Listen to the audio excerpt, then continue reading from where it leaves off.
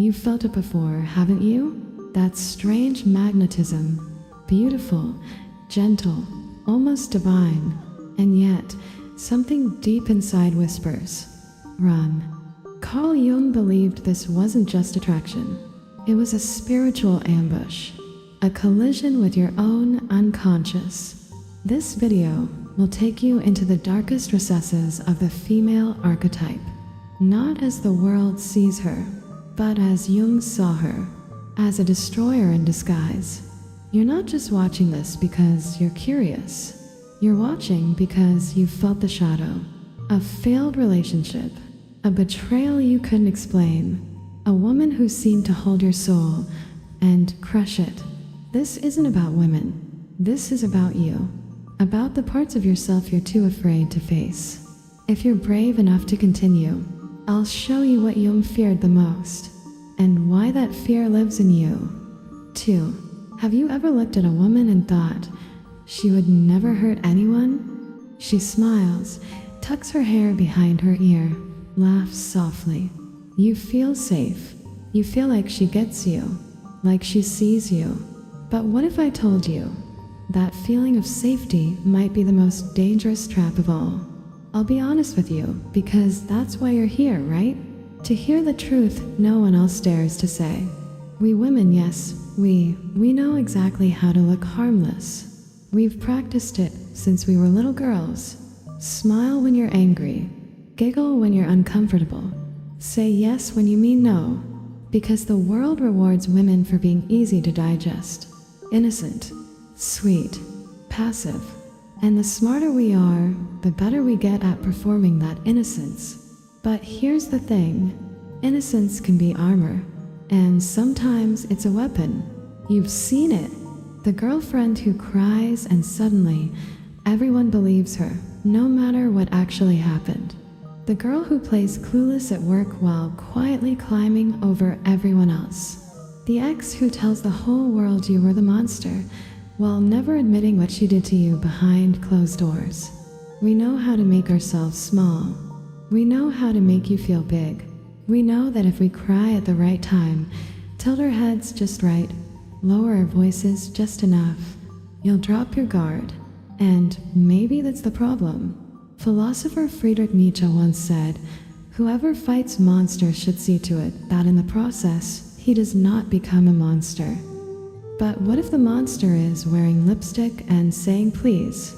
Carl Jung called it the persona, the mask we wear to function in society. And the more we perfect that mask, the less anyone sees what's behind it, especially men. You want us to be soft. You need us to be gentle. Because if we aren't, you'll have to confront a truth you're not ready for.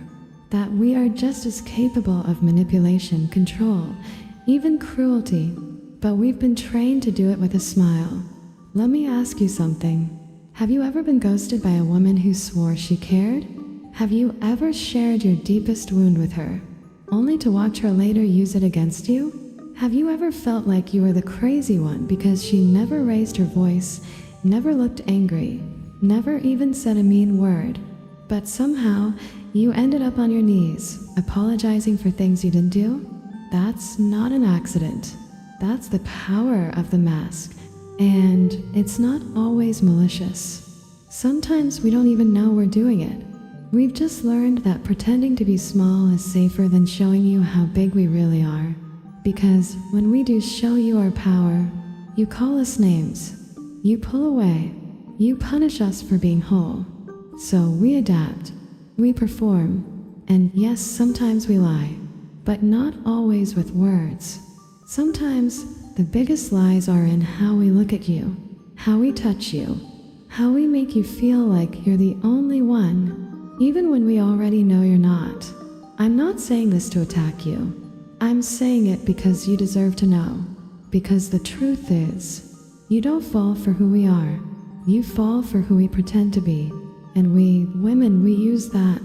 Some of us use it with love, some with fear, and yes, some with cruelty. But now that I've told you, what are you going to do with that knowledge? Will you still believe in the sweet girl who never raises her voice? Will you keep searching for the one who makes you feel safe without ever asking yourself why she feels so perfect? Because if she feels too perfect, she's probably hiding something. And here's the part no one wants to say out loud.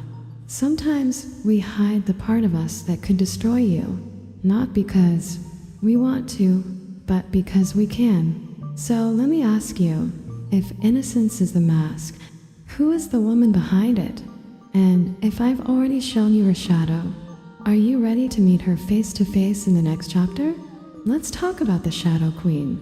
You think you've seen a strong woman before, the one who speaks her mind, who won't let anyone control her.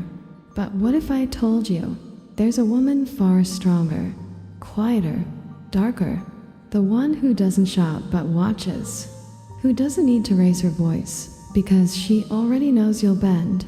We don't talk about her, not in schools, not in churches, not even in therapy. She's the one you feel in your gut when a woman walks into the room and says nothing, yet somehow every man turns to look. She's not the girl next door. She's the one you dream about and fear at the same time. Jung knew her. He called her the dark anima, the feminine force that exists not just in women, but in the souls of men. And when you meet her, truly meet her, you won't know whether to love her or run, because she doesn't want to be adored. She wants to be obeyed. In myth, she takes many names. Lilith, Adam's first wife, who refused to submit and was cast out.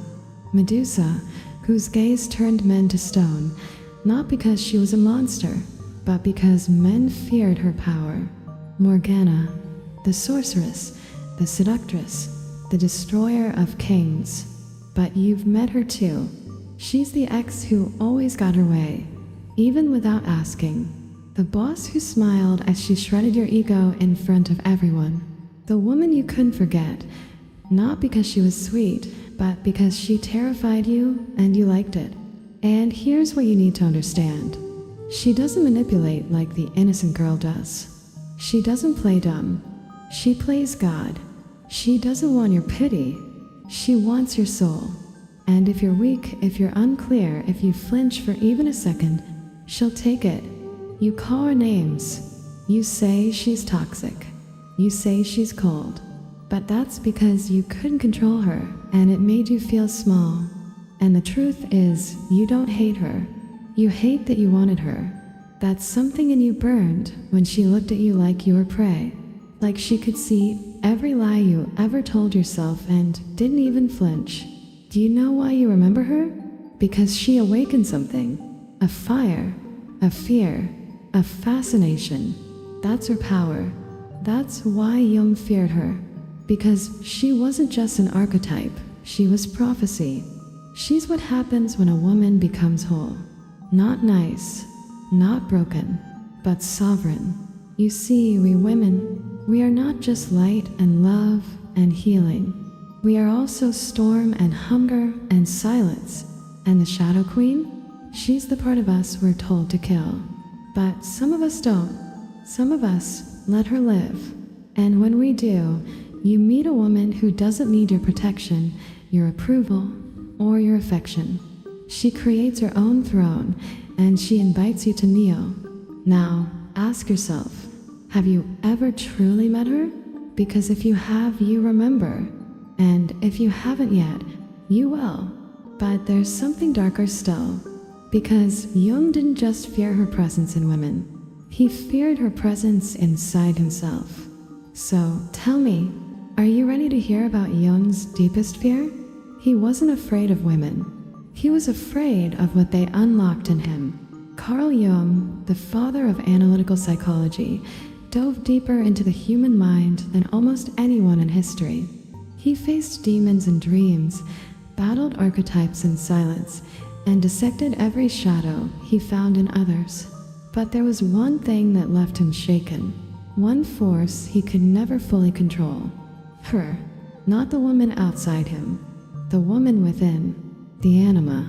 You see, Jung believed that every man carries a feminine image buried in his unconscious. An inner woman, mysterious, emotional, intuitive, seductive. She whispers, she peers in dreams, and she doesn't ask permission. She doesn't want logic. She wants surrender. Jung encountered her not in lecture halls, but in visions.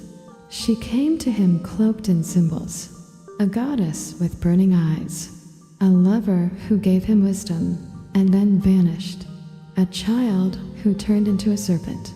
He wrote about these encounters in the Red Book, but much of it he kept private. Too intimate, too terrifying, because the anima wasn't gentle. She was not an inspiration. She was a trial. She knew his every weakness. She exposed his pride, mocked his intellect, and laughed at his desperate need for control. And he knew to face her was to risk unraveling everything he believed about himself. And it's not just him. You've met her too, in the woman who showed up in your dreams right after a heartbreak, in the stranger you obsessed over for weeks for no logical reason, in the sudden burst of emotion you couldn't explain but couldn't ignore. That's not fantasy. That's her, the inner shadow Jung called the soul image. And she doesn't care about your plans. You can be married, successful, respected. She'll still knock at the door of your mind at 3 a.m., whispering things you're not ready to hear. She's why a man can fall apart after a single failed relationship, why he can chase the same kind of woman again and again, even when it always ends in pain, why he can feel empty no matter how much he achieves. Because she isn't a person. She's a mirror, and what she reflects isn't always beautiful. You can call her madness, you can call her temptation, but Jung saw her as the bridge to wholeness, a test, a gate. You don't pass through by ignoring her, you pass through by surviving her. In truth, she is the one who tears off your persona, the mask you wear for the world. She's the fire that burns the illusions of strength and reason and forces you to feel everything you've locked away. And most men, they run because they were never taught how to lose control safely, never taught how to confront the feminine inside themselves without fear, shame, or disgust. But the ones who stay, the ones who face her, break, and come back whole, they become men the world doesn't forget. So ask yourself, are you afraid of her? Or are you afraid of who you become when she speaks? Because the deeper truth is this: you were never fighting her. You were fighting yourself. But maybe if you let her speak, you'll stop searching for the perfect woman outside and start understanding the dangerous one inside. But what if the danger isn't just in your mind? What if beauty itself is the weapon? Let's talk about that next. Let's talk about the kind of beauty that destroys. Let's be real. You didn't fall for her soul. You fell for the way she looked at you like you were the only man on earth. The curve of her smile, the way she walked, the way her voice hit just the right frequency to fry your logic. It wasn't love. It was hypnosis. Beauty is power, and we know it. Oh, don't act surprised. You think we don't see the way your eyes shift when we walk into the room? You think we don't notice the pause in your voice when we lean in just a little too close? That's not chemistry. That's control. Jung called this the projection of the anima, the inner feminine image you slap onto us without even realizing it. You don't see me. You see a version of me, your fantasy, your redemption, your escape. But here's the punchline. That projection? It blinds you. You hand over your logic like a puppy chasing a shadow. You tell yourself she's different. She'd never hurt me. And boom, now she's got you wrapped. And I'll be honest, it's addicting, knowing we can just turn it on. A little eye contact, a slow blink, one laugh that sounds just vulnerable enough. And suddenly, you're spilling your childhood trauma in the middle of a text thread. You call it a spark. We call it leverage. But it goes deeper than flirting. Way deeper. Look at history. Helen of Troy's face launched 1,000 ships. Men killed for her. Empires fell for her. Not because she was evil, but because she was beautiful, and beauty bypasses the brain. It hits the bloodstream, and we're not immune to it either. You think women don't chase beautiful men? Of course we do, but we're just more trained to hide it, to pretend we're not affected. You though? You'll throw away your career, your morals, your entire personality, all for a woman who made you feel seen for 5 seconds. But ask yourself, did she see you, or did she just know how to reflect what you wanted to see? There's a reason sirens sang men to their deaths. They didn't scream, they sang sweet, soft, irresistible. Jung warned that when a man is ruled by the anima, especially in her shadow form, he becomes lost in illusion.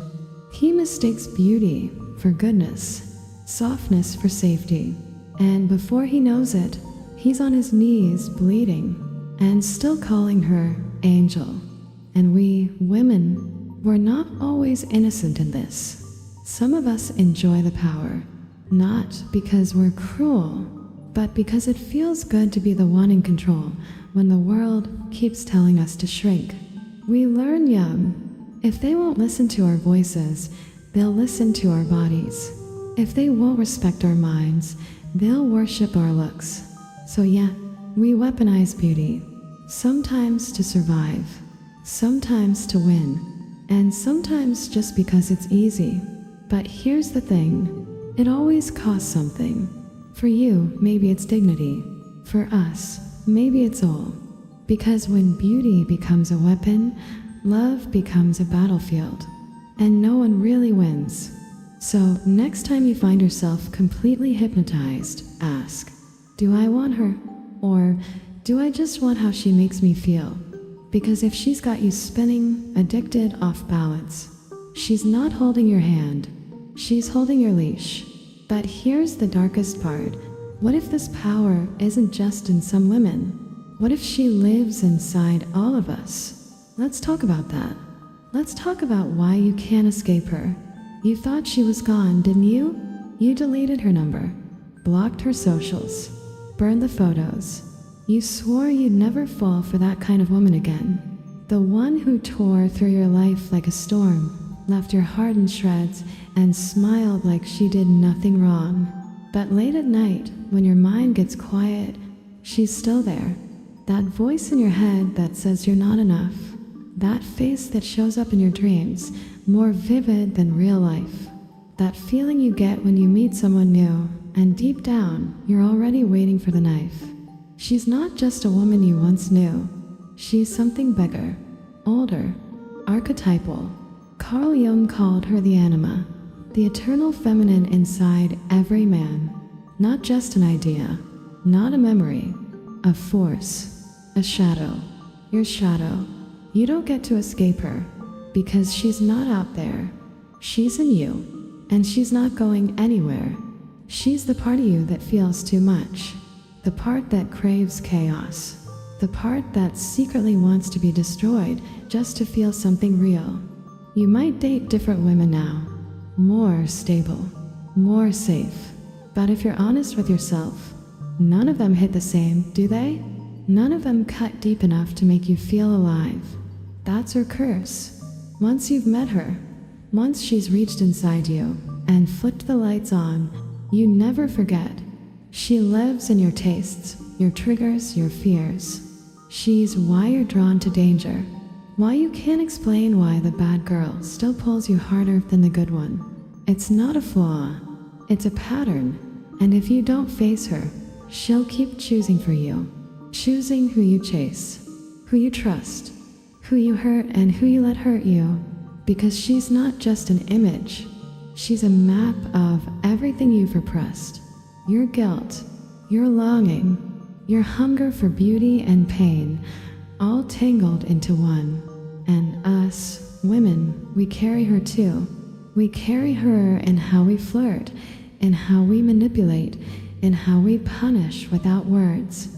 We carry her in the way we test you, just to see if you'll break, in the way we pretend not to care, until you're begging. But unlike you, we're taught early on to dance with her, to tame her, to weaponize her. You though, you either fall in love with her or you run. But here's the real question. What happens when she becomes your god? When no real woman is ever enough, because none of them match the intensity of the one in your head. When you're chasing ghosts and calling it love, Jung warned, if you don't integrate the anima, she'll control you from the dark, and you'll keep repeating the same story with different faces, wondering why the pain feels so familiar. So what do? You stop running. You stop blaming her. You turn around and face her. Ask what she wants. Listen to what she's trying to show you. Because once you see her clearly, once you stop chasing and start understanding, that's when you get your power back. Not by rejecting her, but by recognizing she is you. You can't escape her, but you can evolve with her. And maybe then, you won't be scared of the next woman who walks in with fire in her eyes and darkness in her smile. Because you'll see her for what she truly is. Not a threat, not a savior, but a reflection. And now that you've met her, are you ready to face what comes next? Because when the anima grows, she becomes something far more dangerous than desire. She becomes belief, and belief can become madness.